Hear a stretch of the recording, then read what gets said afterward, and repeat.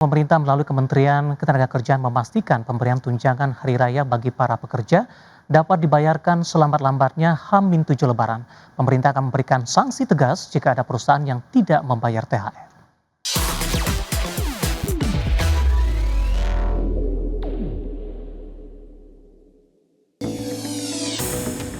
Pemerintah melalui Kementerian Ketenagakerjaan memastikan pemberian tunjangan hari raya atau THR dari perusahaan ke pekerja masih mengacu pada regulasi lama, yakni selambat-lambatnya 7 hari sebelum Hari Raya Idul Fitri atau H-7 Lebaran. Menteri Ketenagakerjaan Yasirli memastikan saat ini pihaknya tengah berkoordinasi dengan Kementerian Sekretariat Negara terkait pengumuman surat edaran tentang pelaksanaan pemberian THR bagi pekerja. Menakar menegaskan, pemberian THR merupakan kewajiban yang harus dilaksanakan perusahaan kepada para pekerjanya. Hal ini sesuai dengan Peraturan Pemerintah Nomor 36 Tahun 2021 dan Permenaker Nomor 6 Tahun 2016 yang mengatur kebijakan pengupahan di Indonesia serta tentang tunjangan hari raya keagamaan bagi pekerja atau buruh di perusahaan. Kalau secara wajibnya kan memang H-7. Nanti kita tunggu. Kita sedang koordinasi dengan Kementerian Setnek, nanti diumumkan secara bersama nanti. Ya. Apakah ada pelaku usaha yang menyatakan keberatan itu Pak peminta THR-nya? Wah, kalau THR kan regulasi. Ya. Siapa tahu Pak. Iya, nanti saya doakan semua dapat THR ya. Jika ada perusahaan yang tidak membayar THR, pemerintah akan memberikan sanksi tegas. Jakarta, Ade Firmansyah, IDX Channel. Dalam pidato kenegaraan di hadapan Kongres, Presiden Amerika Serikat Donald Trump secara singkat menguraikan alasan untuk kemungkinan serangan terhadap Iran. Dalam pidatonya, Trump menggarisbawahi dukungan Teheran terhadap kelompok-kelompok militan dan program rudal serta nuklir Iran sebagai ancaman bagi kawasan dan Amerika Serikat.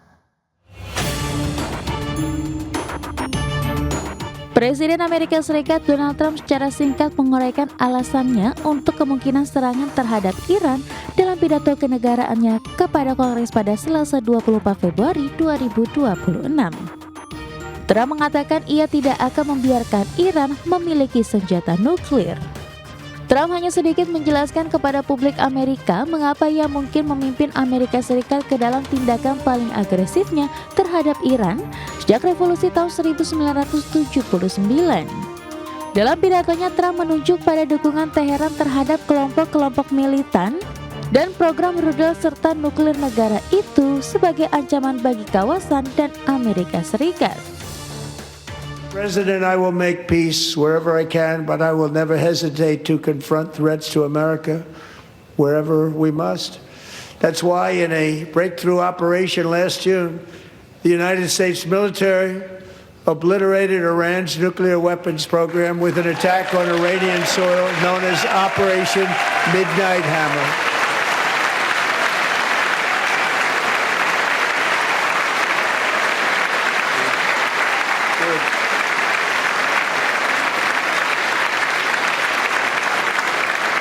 For decades, it had been the policy of the United States never to allow Iran to obtain a nuclear weapon. Many decades. Persiapan menjelang pidato Trump dibayangi oleh peningkatan kekuatan militer Amerika di Timur Tengah dan persiapan untuk kemungkinan konflik dengan Iran yang dapat berlangsung selama berminggu-minggu jika Teheran tidak mencapai kesepakatan untuk menyelesaikan perselisihan yang telah lama terjadi mengenai program nuklirnya. Adapun Trump diketahui telah berulang kali mengatakan kekecewaannya atas kegagalan para negosiator untuk mencapai kesepakatan. Berbagai sumber, IDX Channel. Informasi lainnya pemirsa, sejumlah lembaga keuangan global kompak meningkatkan proyeksi harga emas hingga akhir tahun 2026.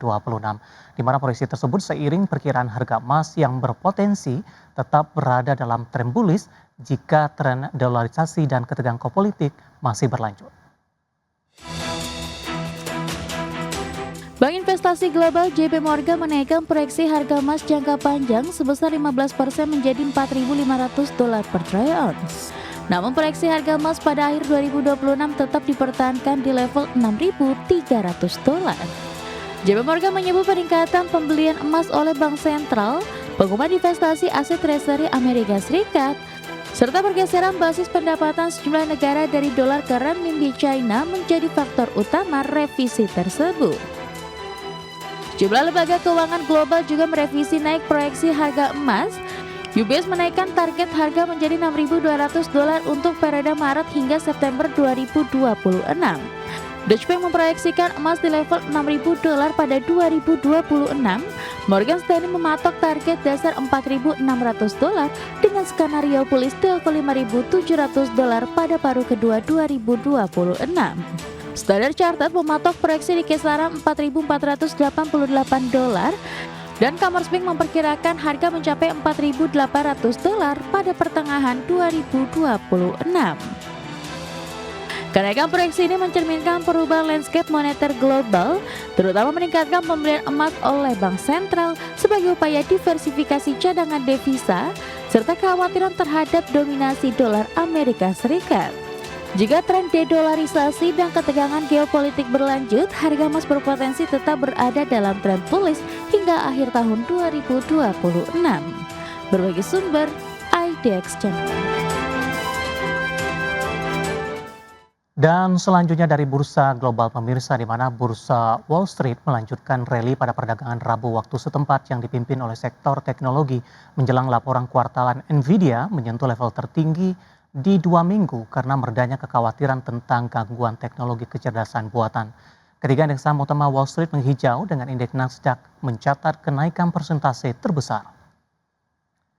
Di perdagangan Rabu, indeks Dow Jones Industrial Average naik di 0,63% ke level 49.482.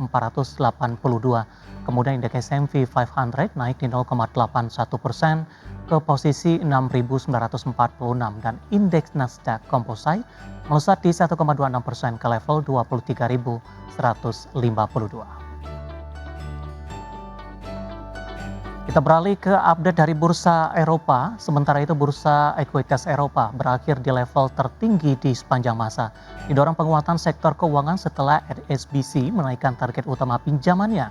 Sementara di sisi lain, sentimen pendukung datang dari mulai meredanya kekhawatiran terkait dengan model kecerdasan buatan terbaru akan mengganggu bisnis.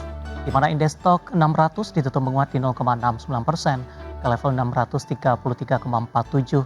Indeks DAX Jerman menguat di 0,76% ke level 25.175 dan indeks FTSE 100 dari Inggris melonjak di 1,18% ke posisi 10.806.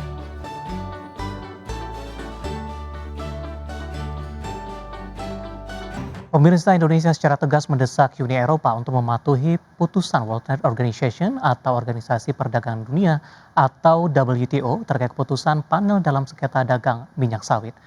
Dalam putusan, WTO menyatakan bahwa sawit Indonesia berhak untuk mendapatkan akses pasar di Eropa dan tidak boleh ada terhadap diskriminasi sawit Indonesia. Pemerintah Indonesia mendesak Uni Eropa untuk segera melaksanakan putusan panel Organisasi Perdagangan Dunia atau WTO dalam sengketa dagang minyak sawit atau EU Palm Oil. Desakan Indonesia ini seiring berakhirnya masa implementasi kebijakan yang diberikan kepada blok tersebut, di mana Selasa 24 Februari 2026 menjadi tenggat akhir periode 12 bulan pelaksanaan putusan atau Reasonable Period of Time atau RPT bagi Uni Eropa untuk menyesuaikan aturan yang dinilai melanggar ketentuan WTO. Menteri Perdagangan Budi Santoso menegaskan pemerintah akan terus mencermati dan mengevaluasi langkah-langkah penyesuaian yang dilakukan Uni Eropa, khususnya terkait kebijakan Indirect Land Use Change atau ILUC, dalam kerangka Direktif atau Renewable Energy Directive II beserta aturan turunannya. Dalam keterangan tertulis, Mendak Budi Santoso menyatakan setelah masa Reasonable Period of Time berakhir, pemerintah akan melakukan penilaian komprehensif dari sisi regulasi, metodologi hingga dampak terhadap arus perdagangan untuk memastikan Uni Eropa telah menjalankan putusan panel WTO dan menghapus perilaku diskriminatif terhadap produk sawit Indonesia. Sebelumnya dalam putusan sengketa DS 593 pada 10 Januari 2025, WTO menyatakan kebijakan Uni Eropa mendiskriminasi biofuel berbasis minyak sawit asal Indonesia dibandingkan biofuel non-sawit produksi Uni Eropa maupun negara lain. Putusan tersebut sekaligus menegaskan kebijakan dimaksud tidak sejalan dengan prinsip non-diskriminasi WTO. Pemerintah Indonesia sendiri telah membuka ruang dialog dengan pihak Uni Eropa untuk memastikan kesiapan dari sisi hukum maupun teknis. Pendekatan yang ditempuh mencerminkan komitmen Indonesia dalam melindungi kepentingan nasional sekaligus menjaga kesinambungan akses pasar sawit ke kawasan Eropa. Dari Jakarta, Adex Channel.